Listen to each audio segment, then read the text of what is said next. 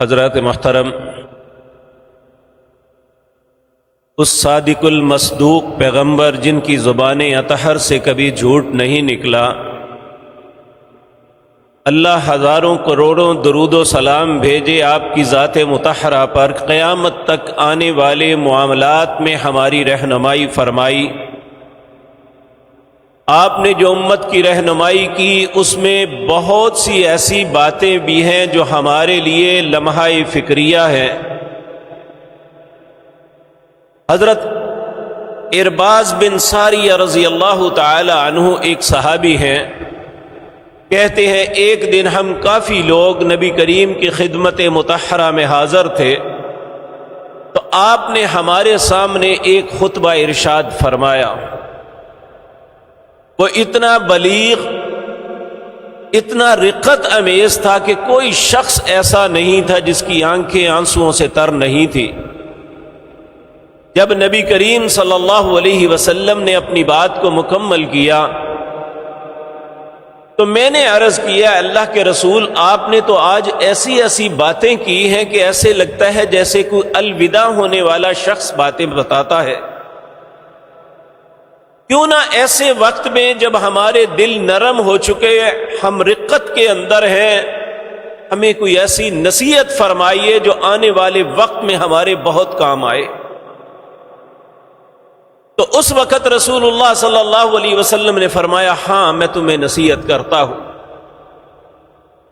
اے ارباز، آئندہ آنے والے وقتوں میں تم بہت سے اختلاف دیکھو گے، ہر شخص اپنی راگنی الاپے گا۔ ایسے وقت میں پھر انہوں نے عرض کیا، ہمیں کیا کرنا ہے؟ آپ نے فرمایا، علیکم بسنتی وسنت الخلفاء الراشدین المہدیین۔ اس وقت تم دیکھنا کہ میرا طریقہ کیا ہے، میں نے اپنی زندگی کیسے گزاری۔ 23 سالہ نبوت کے دور کے اندر بے شمار حالات بنے، ان میں کرائسس بھی تھے اور عزت اور شادمانی بھی تھی۔ پہلی بات کہ مجھے دیکھو کہ میں نے کیسے ان سے نبر ازما ہوا۔ اگر میری کوئی بات نہ ملے، وسنت الخلفاء الراشدین، میرے جو خلیفہ راشد ہوں گے، اور امت کا اس بات پہ اتفاق ہے کہ خلیفہ راشد جو ہے یہ 4 ہے۔ میں ان اختلافی باتوں میں نہیں جاتا، حالانکہ آپ نے 12 خلفاء کے متعلق بات کہی تھی، لیکن ہم 4 بھی مان لیں۔ وہ 4 سیدنا ابو بکر، سیدنا عمر، سیدنا عثمان اور سیدنا علی رضی اللہ تعالی عنہم ہے۔ پھر ان کا طریقہ دیکھنا، اور ہم دیکھتے ہیں کہ 23 سال وہ اور 30 سال یہ، 53 سال کے اندر دنیا میں اتنی تبدیلیاں آئیں کہ شاید پہلا کوئی آدمی دنیا میں آتا تو وہ حیران اور دنگ رہ جاتا کہ دنیا کے اندر اتنا تغیر و تبدل کیسے آ گیا۔ آپ نے فرمایا میرے خلفاء راشدین کی، اور پھر آپ نے دوسری بات یہ فرمائی کہ اختلاف کے معاملے میں بچنا ہے، اور میری سنت کو اس طرح تھام لینا کہ اس طرح ایک جڑ اپنی داڑوں میں لے کے پکڑ کے انسان کسی خوف کے وقت کہ میری آواز بھی نہ نکلے، اس طرح اپنی کسی جڑ کو پکڑ لیتا ہے، اس طرح میری سنت، میرے طریقے کو اپنا لینا۔ آج میں اور آپ دیکھتے ہیں کہ امت اسلام مذہبی اور سیاسی اعتبار سے اتنی اختلاف کا شکار ہے کہ پچھلے دنوں محرم گزرا، کئی مہینوں تک صحابہ کرام اور آل بیت کا نام لے کے لڑایا گیا، کسی بد نصیب نے صحابہ کو گالی دی، کتنے ہی بدبخت تھے جنہوں نے آل بیت کے متعلق زبان درازی کی، لیکن یہ سارا تماشا امت کے وہ لوگ جنہیں اللہ نے اصلاح کے لیے منتخب کیا تھا وہ خود اس کا حصہ بنے رہے، انہوں نے ان کا تماشا کیا اپنے اپنے مقاصد اور مفاد کے لیے۔ اب ربیع الاول آنے والا ہے، کون بدبخت اور بد نصیب ہے جو رسول اللہ سے محبت نہ کرے، لیکن رسول اللہ کا نام لے کے لوگوں کو پھاڑا جا رہا ہے، مقاصد اپنے حاصل کیے جاتے ہیں، طریقہ کار اپنا لوگوں کے اندر رائج کرنے کے لیے نام رسول اللہ کا لیا جاتا ہے صلی اللہ علیہ وسلم، لیکن ہم میں سے کسی کو احساس نہیں کہ امت کا وہ طبقہ جو نوجوان ہیں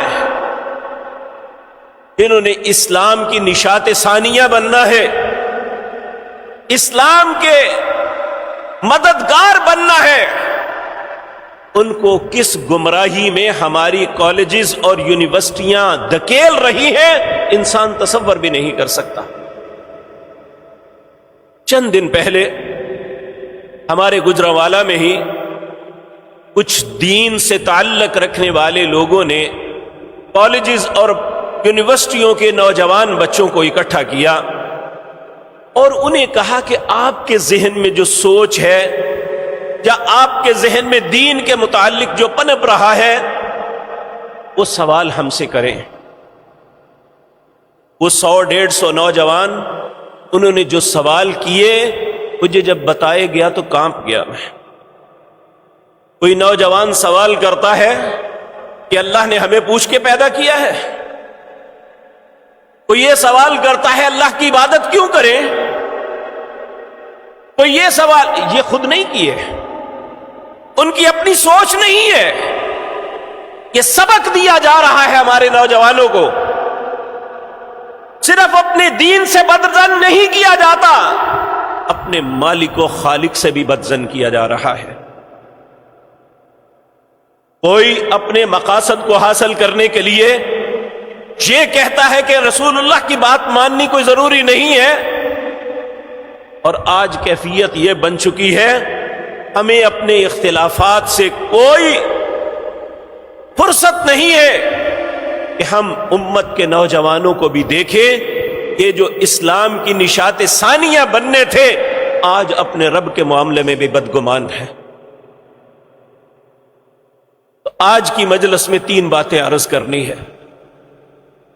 پہلی بات کہ دنیا کا اصول ہے ہر موجد جب وہ کسی چیز کو ایجاد کرتا ہے تو پہلے وہ چیز نہیں ہوتی۔ جس نے یہ بلب ایجاد کیا کیا اس سے پہلے بلب تھا؟ جس نے لائٹ کے متعلق کام کیا کہ اس سے پہلے لائٹ تھی؟ یا علی ھذا القیاس دنیا کی کوئی بھی چیز ایک شخص کے ذہن میں تصور آتا ہے، وہ اس پہ محنت کرتا ہے، وہ چیز بناتا ہے، اگر وہ چیز اس کے ذہن کے مطابق کام کرے تو خوش ہوتا ہے، لیکن اگر اس موجد کے جس نے اسے ایجاد کیا اس کی مرضی کے مطابق نہیں کرتی تو وہ اسے توڑ کے پھینک دیتا ہے، یہ میری مرضی کی نہیں ہے۔ اگر ایک انسان ایک چیز ایجاد کرتا ہے، وہ چیز اس کی مرضی کے مطابق نہ چلے، وہ اس چیز کو برداشت نہیں کرتا، تو اللہ نے جو چیز بنائی اس نے پوچھنا تھا۔ لیکن سوال تو یہ پیدا ہوتا ہے دنیا کا انسان، اسے کسی نے نہیں کہا تھا یہ چیز بناؤ، لیکن ہمیں کسی نے کہا تھا، ہمارے متعلق کسی نے منتیں کی تھی، التجائیں کی تھی، اپنے رب سے التجائیں کی تھی، اللہ مجھے اولاد کی نعمت سے نواز، پھر اللہ نے اولاد کی نعمت دی تھی۔ آدم علیہ السلام کو اللہ نے اپنے ہاتھ سے بنایا، تو پھر جب اس کے سکون کا معاملہ آیا تو اللہ نے ان کی سوچ کے مطابق ان کی بیویوں نے عطا کی، ان کی التجا پہ کی، پھر جب دونوں میاں بیوی دنیا میں تھے انہوں نے اولاد اللہ سے طلب کی تو پھر اللہ نے اولاد دی. آج ہمارا نوجوان پوچھتا ہے کہ ہم سے پوچھا ہی نہیں تھا. بھئی اللہ پوچھتا کس سے؟ تو دنیا میں آنے سے پہلے کیا تیری کوئی حیثیت تھی کہ تجھے پوچھا جاتا کہ تمہیں پیدا کروں یا نہ کروں؟ کروں تو کہاں کروں؟ جبکہ اللہ سورۃ دہر میں فرماتے ہیں سورۃ الانسان میں هل اتى على الانسان حين من الدهر لم يكن شيئا مذكورا. کیا انسان پہ ایسا وقت نہیں تھا جب یہ کوئی قابل ذکر چیز نہیں تھی؟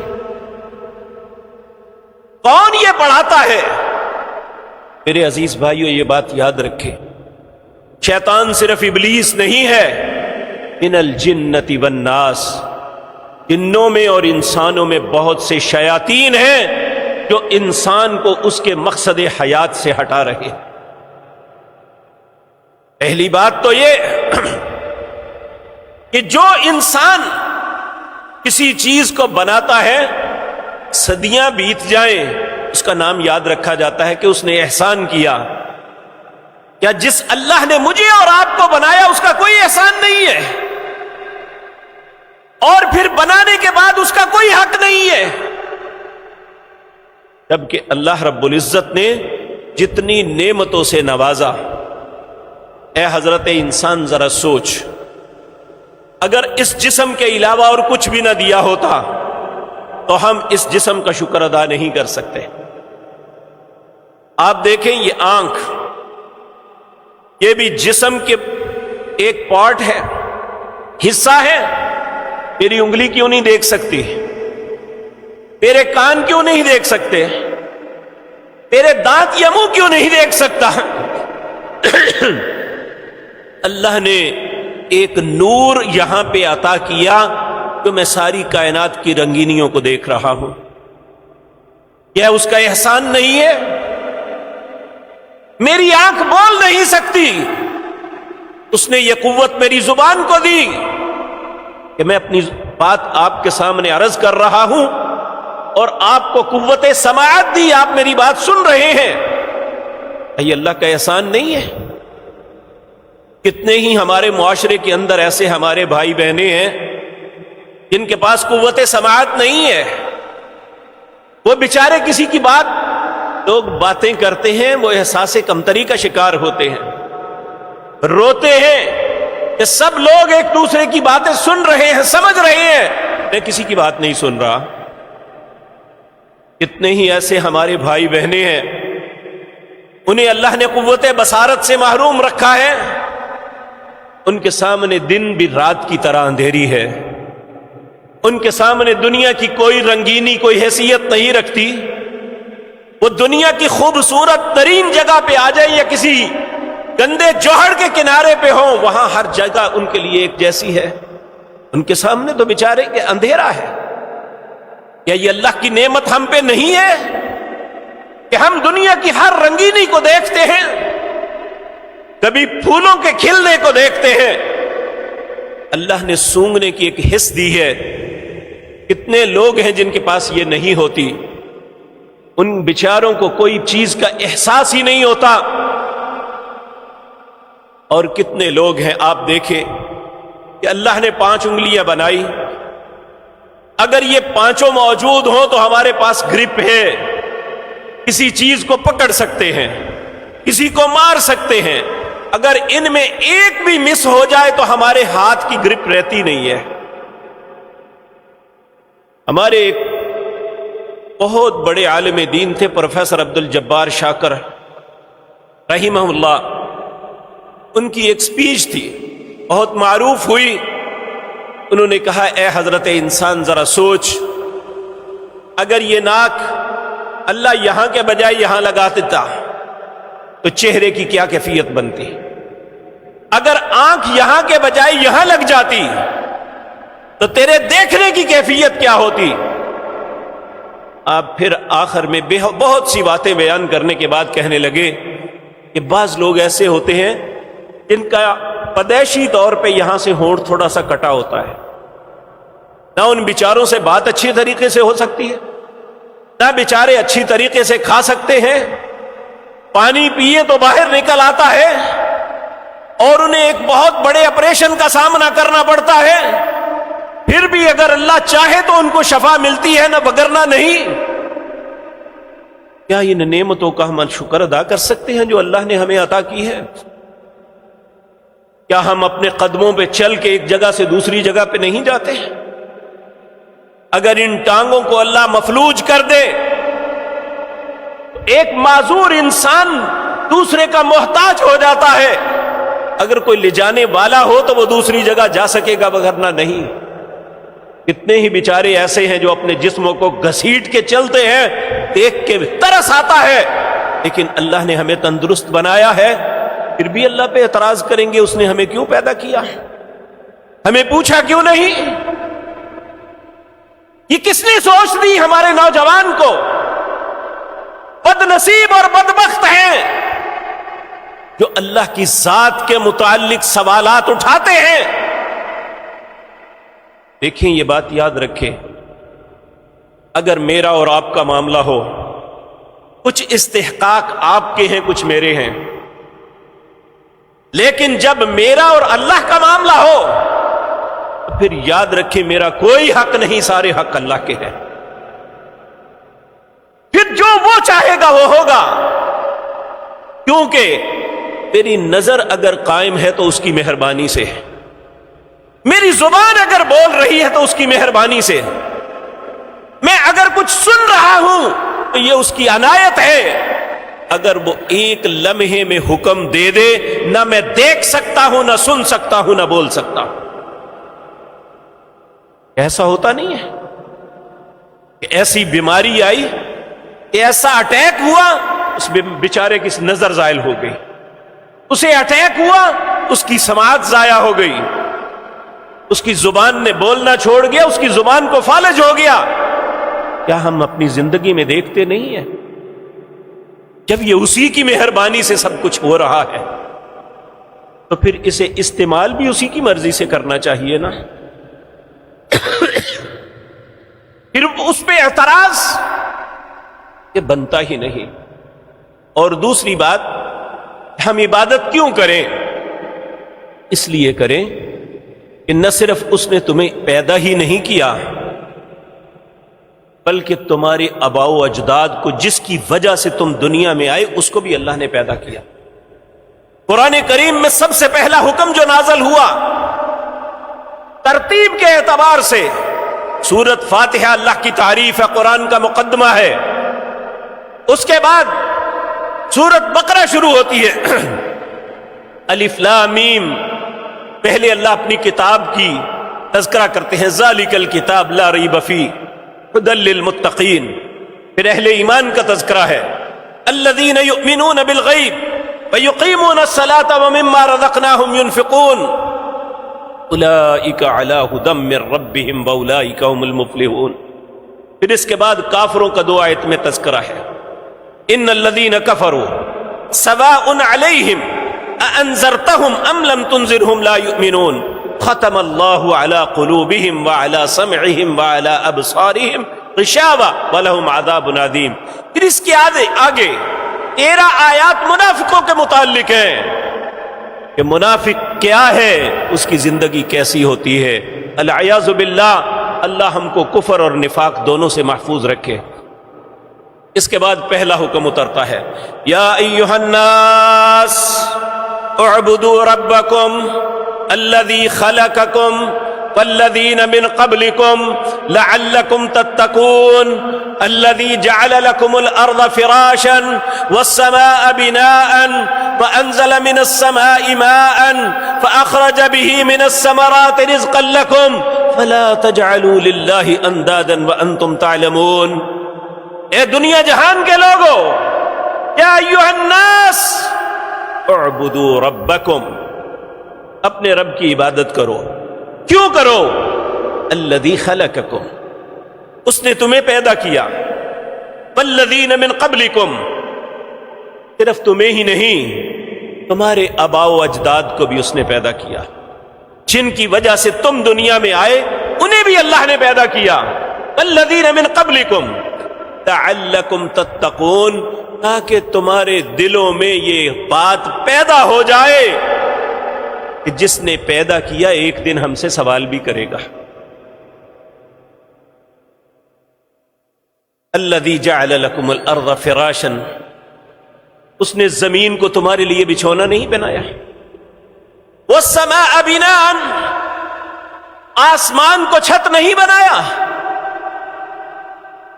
وانزل من السماء ماء، آسمان سے تمہارے لیے پانی نہیں اتارا۔ فاخرج به من الثمرات رزقا لکم، اس پانی کی وجہ سے تمہیں بے شمار رزق ملے گا۔ میرے عزیز بھائیو دیکھیں، اس میں کوئی شک نہیں، بارشوں کی وجہ سے بہت سے جگہوں پہ سیلاب بھی آیا، بہت سے مکان بھی گرے، لیکن اس کے ساتھ ساتھ جو اس وقت فصل تیار ہو رہی ہے وہ چاول کی فصل ہے۔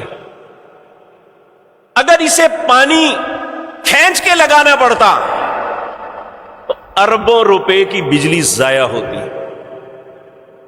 لیکن اللہ نے جو پانی دیا اس کا 1% بھی کسی کاشتکار سے نہیں لیا۔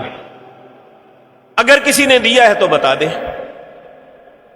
اور اتنی خوبصورت فصل ہے، اللہ اسے قائم رکھے، شاید جب یہ نکلے گی تو ساری زندگی کے نقصانات کا ازالہ ہو جائے۔ وَأَنزَلَ مِنَ السَّمَاءِ مَاءً، آپ میں سے بے شمار ایسے لوگ ہیں جو زندگی کی 30 40 50 بہاریں گزار چکے، اس وقت جتنا پھل آپ روڈوں پہ دیکھتے ہیں کبھی دیکھا تھا زندگی؟ یہ کہاں سے آیا؟ ہمیں سبق یہ پڑھایا جاتا ہے کہ ہم آبادی کے زیادہ ہونے کی وجہ سے مشکلات کا شکار ہو جائیں گے، ہمارے وسائل ختم ہو جائیں گے۔ اللہ کہتے ہیں وسائل تمہارے پاس نہیں، وسائل تو میں دینے والا ہوں۔ مجھے یہ معلوم ہے کہ ایک وقت تھا 1 ایکڑ میں گندم کی پیداوار 15 من سے زیادہ نہیں ہوتی، آج اوسطاً 50 سے 60 من پیداوار ہے۔ کیا آبادی اتنی بڑی ہے؟ وَأَنزَلَ مِنَ السَّمَاءِ مَاءً فَأَخْرَجَ بِهِ مِنَ الثَّمَرَاتِ رِزْقًا لَكُمْ، یعنی کتنا رزق بکھیرا تمہارے لیے آسمان سے پانی برسا کے۔ کل پرسوں کی بات ہے کہ ہمارے دفتر میں وہ ایک آلہ لے کے آئے کہ پانی کو دیکھیں اس میں کتنے ذرات ہیں۔ ہمارے یہاں 700 فٹ 500 فٹ 600 فٹ تک بور، اور اس کے آگے فلٹر بھی لگے ہوئے ہیں، اس کے باوجود 100 اتنے % ان میں یہ ذرات ہیں۔ پھر انہوں نے بارش کا پانی اکٹھا کیا، ایک گلاس کے اندر بارش ہوئی، انہوں نے رکھ دیا، اس میں آدھا گلاس پانی کا ہوا، جب اس میں آلہ رکھا تو 0.7% تھا، ذرہ ہے ہی کوئی نہیں۔ ایک فلٹر ہے جو اللہ نے آسمان و زمین کے درمیان بادلوں کی صورت میں رکھا ہے۔ آپ کبھی جہاز پہ آئے نا تو بادل ہوں تو جس طرح وہ کئی گھنٹوں تک بادلوں کے اندر پھرتا پھرتا زمین پہ اترتا ہے تو احساس ہوتا ہے یہ اللہ کی کتنی بڑی مخلوق ہے۔ اللہ کہتا ہے ٹنوں نہیں، اربوں ٹن نہیں، کھربوں ٹن۔ کل جو بارش ہوئی ہے، کیا کوئی دنیا میں پیمانہ ہے جو تول سکے جتنی بارش صرف ہمارے شہر میں آئی ہے؟ کتنا پانی تھا یہ سارا کس نے اتارا؟ وَأَنزَلَ مِنَ السَّمَاءِ مَاءً، آسمان سے یہ اللہ نے پانی اتارا۔ ضرورت اس امر کی ہے کہ اللہ کہتا ہے وَمَا قَدَرُ اللَّهَ حَقَّ قَدْرِهِ، جو اللہ کی قدر کرنے کا حق تھا تم نے نہیں کی۔ تم اللہ کے متعلق کیا سوچتے ہو؟ یہ زمین جس کی وسعتوں کا علم نہیں، یہ آسمان جس کے پھیلاؤ دنیا کی کوئی قوت اس کی پیمائش کر نہیں سکتی، جس کے متعلق اللہ نے سورۃ رحمان میں چیلنج کیا یا معشر الجن والانس ان استطعتم ان تنفذوا من اقطار السماوات والارض فانفذوا لا تنفذون الا بسلطان۔ اے جن و انس، جتنی تمہارے پاس ٹیکنالوجی ہے، بروئے کار لے آؤ، اس زمین و آسمان کے کناروں میں سے نکل سکتے ہو تو نکل کے دکھاؤ. لا تنفذو، نہیں نکل سکو گے. الا بسلطان، جہاں بھی پہنچو گے بادشاہت اسی کی ہوگی. کبھی سوچا ہے ہم نے وہ کتنی قوتوں قدرتوں والا ہے؟ آپ نے سورت حشر کی آیات آخری سنی تو بہت ہوں گی، بڑی بھی بڑی دفعہ ہوں گی، لیکن کاش کبھی میں اور آپ غور کر لیتے تو ہمیں احساس ہوتا کہ اللہ مالک کتنی قوتوں کے مالک ہیں. واللہ الذی لا الہ الا ہو عالم الغیب والشہادۃ هو الرحمن الرحیم. واللہ الذی لا الہ الا ہو الملک القدوس العزیز الحکیم. واللہ الذی لا الہ الا هو الملک القدوس السلام المؤمن المحیمن العزیز الجبار المتکبر. سبحان اللہ عما یشرکون. هو اللہ الخالق البارئ المصور له الاسماء الحسنى یسبح له ما فی السماوات والارض وهو العزیز الحکیم. اے لوگو یہ بات یاد رکھو، هو اللہ الذی، اللہ وہ ذات پاک ہے، لا الہ الا ہو، اس کے علاوہ تمہارا کوئی معبود نہیں، تمہارا کوئی الہ نہیں، تمہارا کوئی مالک و خالق نہیں. عالم الغیب والشہادہ، صرف اللہ کی ذات وہ ہے جو ہر غیب و حاضر ہر چیز کو جانتی ہے. وہ الرحمن الرحیم، وہ بڑا ہی رحمان اور نہایت ہی مہربان ہے. پھر آگے اللہ فرماتے ہیں هو اللہ الذی لا الہ الا ہو، لوگو اللہ کے علاوہ تمہارا کوئی الہ نہیں. الملک، وہی بادشاہ ہے. القدوس، وہ پاک ہے، اس میں کوئی غلطی نہیں ہے. ہم غلط کار ہو سکتے ہیں، ہم بھول سکتے ہیں. القدوس، وہ سارے عیبوں سے پاک ہے. السلام، سلامتی اس سے ملتی ہے. المؤمن، امن وہ عطا کرتا ہے. المحیمن، نگہبانی بھی وہ کرتا ہے. العزیز، غالب بھی وہ ہے. الجبار، زبردست بھی وہ ہے. المتکبر، ساری عزتوں کے لائق بھی وہ ہے. سبحان اللہ عما یشرکون، اللہ پاک ہے جو اس کے تم شریک بناتے ہو. هو اللہ الخالق، اللہ وہ ذات پاک ہے جس نے تمہیں خلق کیا، پیدا کیا. الباری، تمہاری یہ ساخت بنائی، اتنا خوبصورت سے ڈول جسم بنایا. المصور، تمہارا خوبصورت چہرہ بھی بنایا. لہ الاسماء الحسنى، اس کے خوبصورت نام ہیں. ہم اس کے متعلق شک میں پڑھتے ہیں. اسی طرح سورۃ انعام میں اللہ فرماتے ہیں ذالکم اللہ ربکم، لوگوں وہی تمہارا رب ہے. لا الہ الا ہو، اس کے علاوہ تمہارا کوئی الہ نہیں.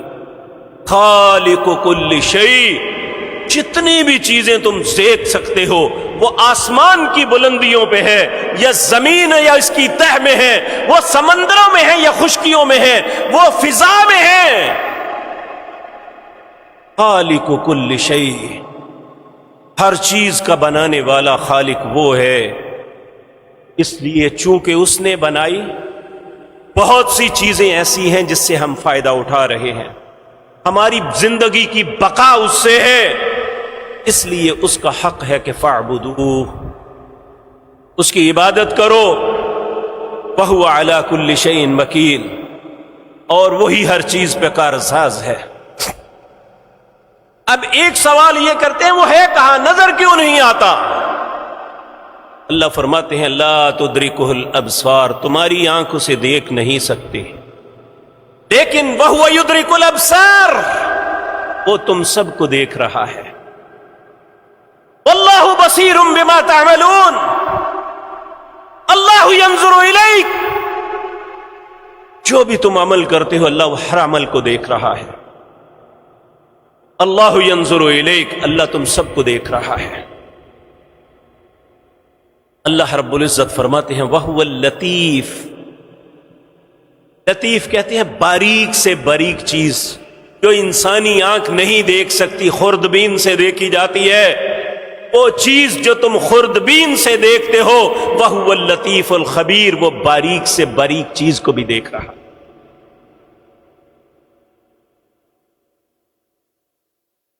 اللہ اکبر۔ تو میرے عزیز بھائیو، اس اللہ کا یہ حق ہے کہ ہم اس کی عبادت کریں، لیکن یہ بھی بات ذہن میں رکھیں، عبادت کس طرح کریں؟ اس کی عبادت اپنی خواہش کے مطابق نہیں، اپنے معاشرے کی رسم کے مطابق نہیں، اپنے مولوی پیر امام کے حکم کے مطابق نہیں، اس پہ آج ہمیں چلایا جا رہا ہے۔ ہم میں سے ہر انسان نے ایک دائرہ کھینچا ہوا ہے، کیونکہ میرے آباء و اجداد کا یہ مسلک تھا، میرے والدین اس رستے پہ تھے، ہمارا مولوی یہ کہتا ہے۔ یہ باتیں تو ان لوگوں نے کہی تھی جو نبیوں کی مخالفت میں کھڑے ہوئے تھے۔ انا وجدنا آباءنا، یہ ہمارے ماں باپ تھے، ہم نے ان سے پایا۔ تو اللہ نے آگے سے جواب دیا اَوَلَوْ كَانَ آبَاؤُهُمْ لَا يَعْقِلُونَ شَيْئًا وَلَا يَهْتَدُونَ، کیا تمہارے ماں باپ کو عقل نہیں یا وہ ہدایت پہ نہیں تو تم بھی وہی رستہ اپناؤ گے؟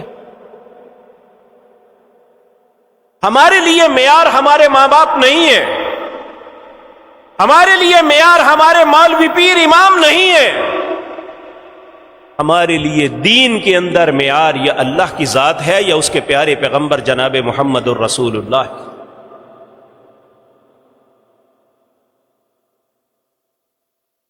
اگر ہمارا عمل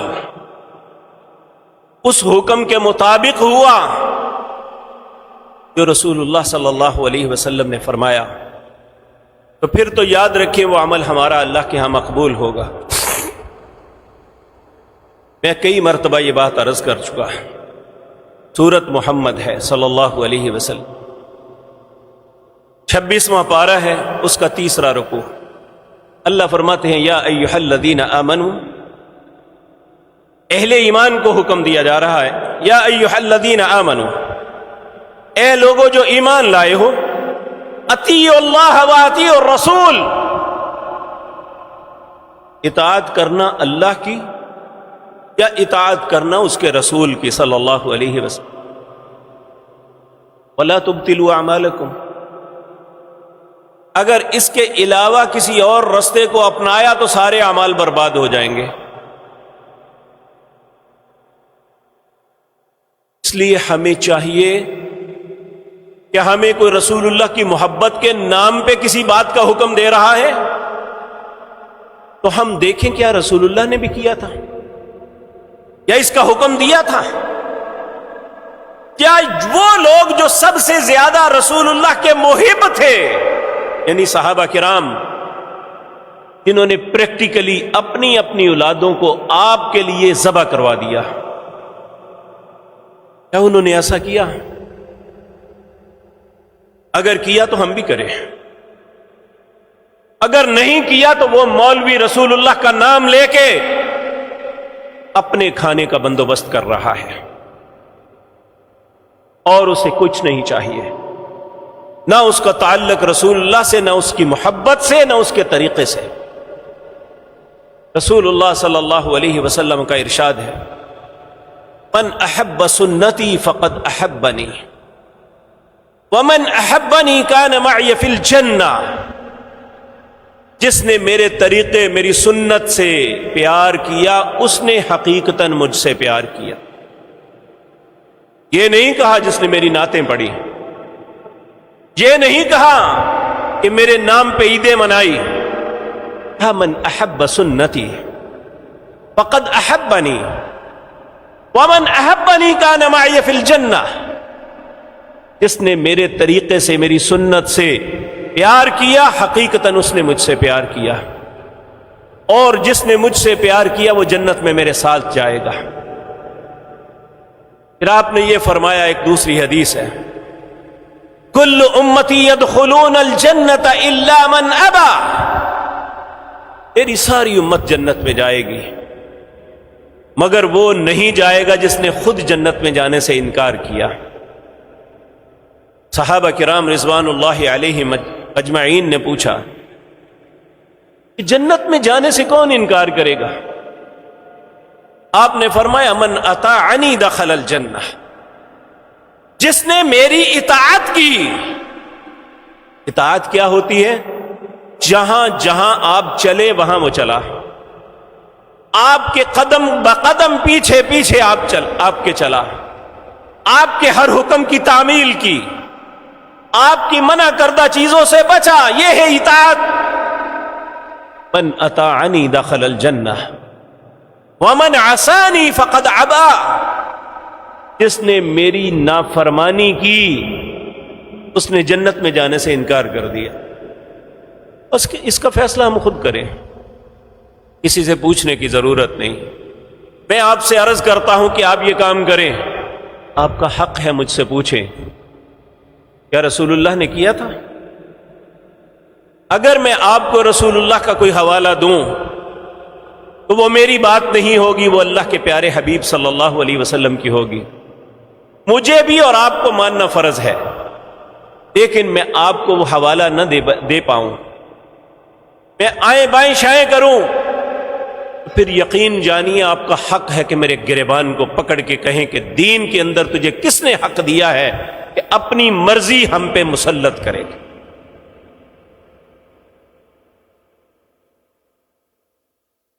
میرے عزیز بھائیوں، تاریخ میں ایک واقعہ بڑا عجیب ملتا ہے۔ امام مالک بن انس رحمت اللہ علیہ،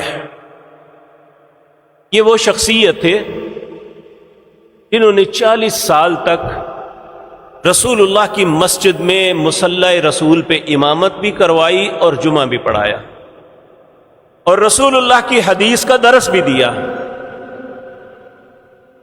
بغداد سے خلیفہ ہارون رشید چل کے آیا ان کے پاس، ان کی حدیث کی کتاب ہے ایک موطا امام مالک، جو بخاری سے بھی پہلے کی ہے۔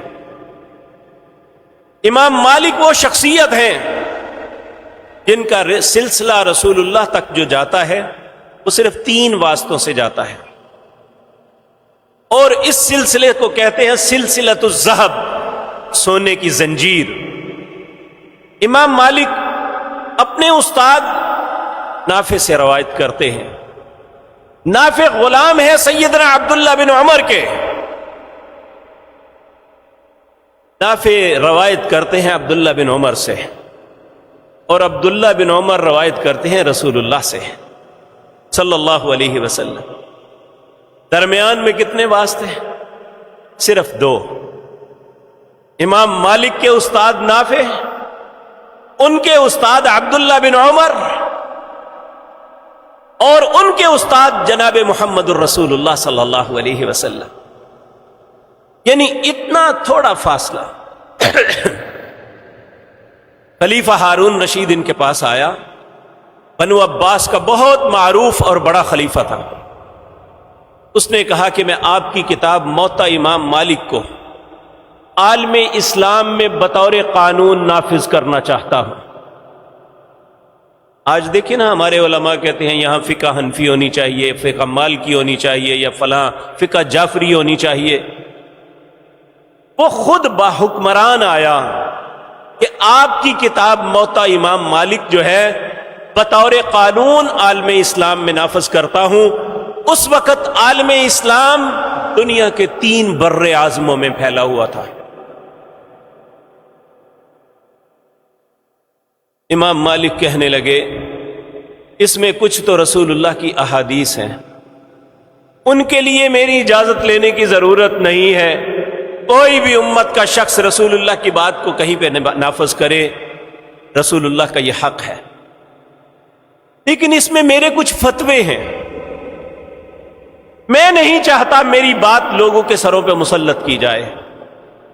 اللہ کی قسم، یعنی قسم اٹھائی، اللہ کی قسم، یہ مصلی رسول پہ بیٹھے ہوئے تھے، جہاں آج منبر ہے، پہلے آگے تھا، آج جہاں امام کھڑا ہوتا ہے دائیں طرف رسول اللہ کی قبر مطہرہ تھی. اشارہ کر کے کہا اللہ کی قسم اس دنیا میں کسی انسان کو یہ حق نہیں ہے کہ اس کی بات دوسروں پہ مسلط کی جائے سوائے اس قبر والے کی. اشارہ کیا جناب محمد الرسول اللہ کی قبر مطہرہ کی طرف. دنیا کے ہر بندے سے اختلاف کیا جا سکتا ہے, صرف نہیں ہو سکتا تو رسول اللہ سے اختلاف نہیں ہو سکتا. ان کے پاس ایک بندہ آیا, آ کے کہنے لگا اے امام وقت, یہ مدینہ منورہ کی بات ہے, جو لوگ حج اور عمرے کے لیے گئے ہوئے ہیں انہیں اس بات کا احساس ہوگا. مدینہ منورہ سے 7 کلومیٹر باہر ایک جگہ ہے جسے بئر علی کہتے ہیں یا ذوالحلیفہ کہتے ہیں. جو بھی ادھر سے آئے حج اور عمرے کے لیے وہ احرام باندھتا ہے ذوالحلیفہ سے. اس نے پوچھا جی میں عمرہ کرنا چاہتا ہوں, احرام کہاں سے باندھوں؟ امام مالک رحمت اللہ علیہ نے کہا ذوالحلیفہ پہ جاؤ, احرام باندھو, لبیک پکارتے ہوئے مکے کی جانب چل پڑو, پھر اس طرح عمرہ کرو. کہنے لگا نہیں, میں رسول اللہ سے محبت کرتا ہوں صلی اللہ علیہ وسلم, میں احرام آپ کی قبر کے پاس سے باندھ کے جاؤں گا. آپ نے اسے بٹھا لیا, بڑے پیار سے کہا کیا تو نے رسول اللہ کا یہ فرمان نہیں سنا, من احب سنتی فقد احبنی ومن احبنی کان معی فی الجنہ. جس نے میرے طریقے سے پیار کیا حقیقتاً اس نے مجھ سے پیار کیا, جس نے مجھ سے پیار کیا وہ جنت میں میرے ساتھ جائے گا. اس لیے رسول اللہ کا طریقہ یہ ہے کہ آپ جب بھی حج یا عمرے کے لیے تشریف لے گئے آپ نے احرام باندھا ذوالحلیفہ سے. جس طرح آج بھی بعض لوگ ضد میں پڑ جاتے ہیں, تو کہنے لگا نہیں جی میں تو یہیں سے باندھوں گا. پھر انہوں نے وہ دوسری حدیث پڑھی, کل امتی یدخلون الجنۃ الا من ابا, قیل ومن ابا یا رسول اللہ صلی اللہ علیہ وسلم, من اطاعنی دخل الجنہ ومن عصانی فقد ابا. جس نے میری ساری امت جنت میں جائے گی مگر وہ نہیں جس نے خود انکار کیا. پوچھا من قیل ومن ابا یا رسول اللہ صلی اللہ علیہ وسلم, بھلا انکار کرنے والا کون ہے؟ آپ نے فرمایا من اطاعنی دخل الجنہ ومن عصانی فقد ابا. شاید وہ کوئی ضدی مولوی ہوگا, کہنے لگا نہیں جی میں تو یہیں سے باندھوں گا. امام مالک کو غصہ آ گیا, انہوں نے قرآن کریم کی آیت پڑھی فَلْيَحْذَرِ الَّذِينَ يُخَالِفُونَ عَنْ أَمْرِهِ أَن تُصِيبَهُمْ فِتْنَةٌ أَوْ يُصِيبَهُمْ عَذَابٌ أَلِيمٌ. تمہیں اللہ کے رسول کی مخالفت کرتے ہوئے اللہ سے ڈر نہیں آتا کہ اللہ تمہیں کسی فتنے میں مبتلا کر دے یا دردناک عذاب میں ڈال دے؟ میں تجھے سمجھا رہا ہوں کہ رسول اللہ صلی اللہ علیہ وسلم جب عمرے کے لیے گئے 1400 صحابہ ساتھ تھے, آپ اور آپ کے ساتھ صحابہ نے احرام باندھا ذوالحلیفہ سے, حدیبیہ کے مقام پہ روک لیے گئے, واپس آ گئے. پھر عمرۃ القضاء کے لیے گئے تو آپ نے احرام باندھا ذوالحلیفہ سے. مکہ فتح ہوا تو آپ نے حضرت ابو بکر کو امیر حج بنا کے بھیجا اور کہا ابو بکر ذوالحلیفہ پہ جا کے احرام باندھنا. جب آپ بنفس نفیس حجۃ الوداع کے لیے تشریف لے گئے, آپ نے اور آپ کے ساتھ 1 لاکھ سے زیادہ انسانوں نے احرام باندھا ذوالحلیفہ سے. کیا آپ اس وقت نہیں کہہ سکتے کہ میرے گھر کے باہر سے باندھو؟ فَلْيَحْذَرِ الَّذِينَ يُخَالِفُونَ عَنْ أَمْرِهِ أَن تُصِيبَهُمْ فِتْنَةٌ أَوْ يُصِيبَهُمْ عَذَابٌ أَلِيمٌ. تمہیں اللہ کے رسول کی مخالفت کرتے ہوئے اللہ سے ڈرنا چاہیے کہ اللہ تمہیں کسی فتنے میں مبتلا نہ کر دے یا دردناک عذاب میں نہ ڈال دے. تو اس لیے میرے عزیز بھائیوں, میرے اور آپ کے لیے یہی رستہ ہے. پہلی بات کہ اللہ کی عبادت اس لیے کریں کہ اس نے ہمیں پیدا کیا, اس نے ہمیں بے شمار نعمتوں سے نوازا. اگر ہم ان نعمتوں کا شکر اس طریقے سے ادا کریں گے کہ ہم اس کی عبادت میں اپنی زندگی گزاریں گے تو پھر ہم سے سوال نہیں ہوگا ان نعمتوں کا. لیکن اگر ایسا نہ ہوا تو ثم لتسألن یومئذ عن النعیم، پھر اللہ ان نعمتوں کے متعلق سوال کرے گا کہ میں نے یہ نعمتیں تمہیں عطا کی، تم نے میرے لیے کیا کیا۔ اور تیسری بات جو میں نے عرض کی وہ یہ ہے کہ عبادت اپنی مرضی سے نہیں، وہ عبادت، اسے عبادت کا نام دیا ہی نہیں جا سکتا جو رسول اللہ کے طریقے میں موجود نہ ہو۔ اس لیے ہم کوئی تہوار مناتے ہیں تب، نماز پڑھتے ہیں تب، روزہ رکھتے ہیں تب، عمرہ کرتے ہیں تب، کچھ اللہ کے راستے میں خرچ کرتے ہیں یا حج کرتے ہیں تب، ہماری فقط وہی عبادت قابل قبول ہے جو رسول اللہ کے طریقے کے مطابق ہوگی۔ اللہ مجھے اور آپ کو انہی کے طریقے کو اپنانے اور اس پہ ہمیشہ قائم رہنے کی توفیق عطا فرمائے۔ اقول قولی ھذا واستغفر۔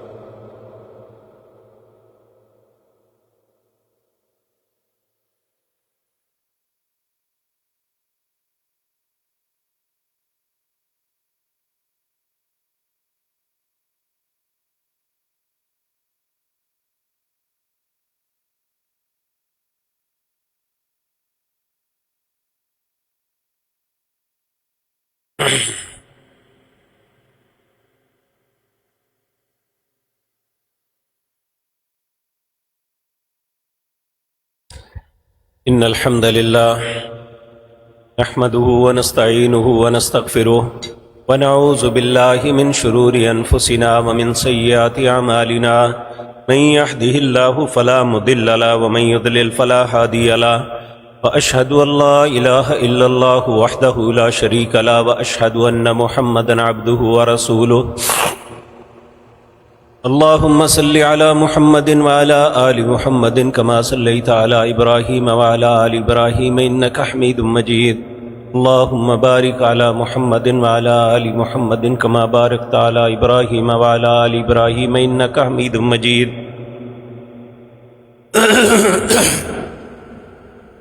یہ ہماری مسجد کے نمازی تھے محمد شاہد مغل صاحب، ان کی بیٹی کو ہارٹ اٹیک کے دوران آپریشن ہوا، 7 ماہ کا بیٹا ہے، اس کی حالت تشویشناک ہے۔ اللہ اس بیٹے کو صحت کاملہ عاجلہ عطا فرمائے۔ یہ چند دنوں میں بہت سے لوگوں کے ساتھ یہ واقعات ہوئے، اس لیے سب بھائیوں سے کو آگاہ کر رہا ہوں کہ آج کل موبائل پہ فیک کال آتی ہے کہ تمہارا بیٹا، تمہارا بھتیجا، تمہارا بھانجا اس نے فلاں جرم کیا یا فلاں شخص کے ساتھ تھا جس نے جرم کیا، اس کے اوپر پرچہ دینے لگے ہیں۔ اگر لیکن آپ کا بچہ بڑا نیک معلوم ہوتا ہے، آپ ہمارے موبائل پہ اتنے پیسے کروا دیں تو میں پرچہ رکوا دیتا ہوں۔ اور بہت سے لوگ اس بچے کا صحیح نام بھی لیا جاتا ہے، پھر پس منظر میں اس بچے کے رونے کی آواز بھی آتی ہے، ماموں مجھے بچا لو، چچا مجھے بچا لو، یا ابو مجھے بچا لو۔ یہ کئی ایسے واقعات مجھے اس ہفتے کئی لوگوں نے سنائے کہ ہمارے ساتھ یہ واقعات پیش آئے۔ یہ سب بکواس اور جھوٹ ہے، کوئی کسی کے بچے کا معاملہ نہیں۔ جب وہ بچے کے متعلق اسکول میں جاتے ہیں، کالج میں جاتے ہیں یا گھر جا کے دیکھتے ہیں تو وہ گھر میں سویا ہوتا ہے۔ تو یہ آج کل بہت زیادہ چل رہا ہے۔ شاید بہت سے بد نصیب ایسے ہیں جنہوں نے سوچ ہی لیا ہے کہ ہم نے حلال نہیں کھانا، اور شاید انہیں احساس نہیں کہ آج کی یہ چلاکیاں اور مکاریاں اللہ کی بارگاہ میں کس طرح ان کا مواخذہ ہوگا اور کس طرح نکلیں گی، شاید یہ تصور نہیں رکھتے وہ۔ تو اس لیے ہر بھائی ہر بہن سے التماس ہے کہ ایسی کوئی بھی فیک کال آئے تو اسے کہے جو دل کرتا ہے کر لو۔ بلکہ ایک بھائی نے کہا کہ جب مجھے احساس ہوا کہ یہ جھوٹ بول رہا ہے تو میں نے اسے کہا جاؤ گولی مار دو اسے، تو پھر اس نے کال بند کر دی۔ تو یہ ایسے کئی لوگوں سے ہزاروں لاکھوں روپے بٹور رہے ہیں بعض بدبخت اور بد نصیب، لیکن ہمارے ذمہ دار حلقے اس معاملے میں کچھ بھی نہیں کر رہے۔ یہ مختلف کالز پہ آپ دیکھیں، اگر حکومت کے خلاف کوئی بناتا ہے تو فوراً اسے اٹھا لیا جاتا ہے، لیکن جو لوگوں کو لوٹ رہے ہیں اس طرح پوری زندگی کے اثاثے جو ہیں ان کے لوٹ رہے ہیں، اس کے گھر کی جو ہے خوشیاں تباہ کر رہے ہیں، ان کے متعلق کسی کو احساس نہیں۔ اور خصوصاً میں اپنی پولیس ان سے یہ عرض کروں گا، جو شخص جس ذمہ داری کا اس نے ذمہ داری کو قبول کیا ہے وہ اس کی تنخواہ لیتا ہے، بے شک وہ رشوت نہ لے، وہ تنخواہ لیتا ہے لیکن اپنی ذمہ داری پوری نہیں کرتا تو وہ بھی حرام ہی کھاتا ہے، اس کا ایک پائی حلال نہیں ہے۔ اس لیے جس چیز کی تنخواہ لیتے ہیں اس ذمہ داری کو پورا کریں۔ اس ملک کے لوگ حکومتیں بھی لوٹ رہی ہیں، ڈکیت بھی لوٹ رہے ہیں، فراڈیے اور چلاک اور مکار بھی لوٹ رہے، العیاذ باللہ۔ تو میری آپ سے التجا ہے کہ ایسی باتوں پہ توجہ نہ دیں۔ ایک کسی بھائی یا بہن نے کہا ہے کہ ان کی بیٹی کے رشتے کے لیے دعا کریں، اے اللہ جن کو بیٹیاں دی ہیں اے اللہ ان کے لیے ان معاملات کو آسان فرما دے، اے اللہ سب کی بیٹیوں کی قسمتوں کو بہت اچھا کر دے، اے اللہ ہر والدین جنہیں اولاد کی نعمت سے نوازا ہے اے اللہ اولاد کے معاملے میں ان کی مدد فرما، اے اللہ ہر معاملے میں ہمیں اور ہماری اولادوں کو خوشیاں نصیب فرما۔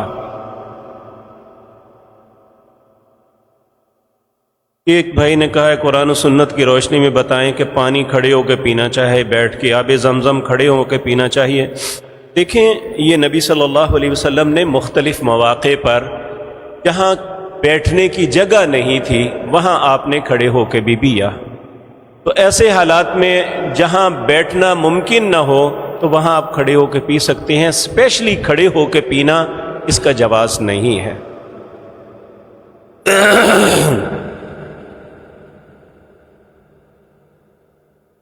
ایک بھائی نے کہا کاروبار کے لیے ایک دعا بتا دیں۔ نبی صلی اللہ علیہ وسلم نے فرمایا من لزم الاستغفار یجعل له مخرجا، جو استغفار کو لازم پکڑ لیتا ہے اللہ اسے مصیبتوں سے نکال دیتا ہے، ویخرجہ من حیث لا یحتسب، ایسی جگہ سے رزق دیتا ہے وہ سوچ بھی نہیں سکتا۔ اللہ ہم سب پہ رحم فرمائے، ہمارے معاملات آسان فرمائے۔ میں نماز سے پہلے خطبے سے پہلے ایک نوجوان ساتھی، غالباً ان کا نام محمد فہد تھا، وہ بتا رہے تھے کہ میرے لیے ساتھیوں سے التجا کریں کہ دعا کریں، میں کمر کی تکلیف میں مبتلا ہوں، اللہ انہیں اور ہر جو بھی بیمار ہے اللہ بیماروں کو صحت کاملہ عاجلہ عطا فرمائے۔ اسی طرح ہمارے ادارے کے ایک استاد ہیں حماد الدین صاحب، ان کا نومولود بچہ کافی دنوں سے لاہور ہسپتال میں ہے اور وہ کافی کرب میں ہے، اس کے لیے بھی اور سب کے لیے دعا کریں، اللہ سب بیماروں کو شفا عطا فرما۔